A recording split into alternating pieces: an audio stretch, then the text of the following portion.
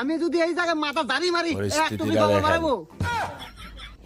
Kallu surgeon তো আমিও আসলাম টিকটকে চিংড়ি ও মাস্তান স্যার কি আমি বলে জীবনে বাবুল হন নাই স্যার, আজকে আমাকে মাফ করে দেন গা স্যার। স্যার আপনি আমার আব্বা না।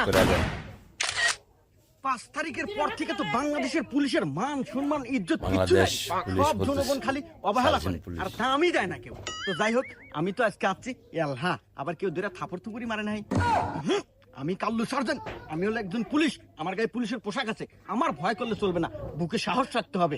আই অ্যাম বাংলাদেশ এই যে পুলিশ। মোটরসাইকেলে চিঙ্গু মাস্তান বুকে হইতেছে, সাহস, চিঙ্গু on the Mustan. road। Motorcycle থেকে নামার স্টাইলটা দেখেন, এই যে দেখেন অবস্থা।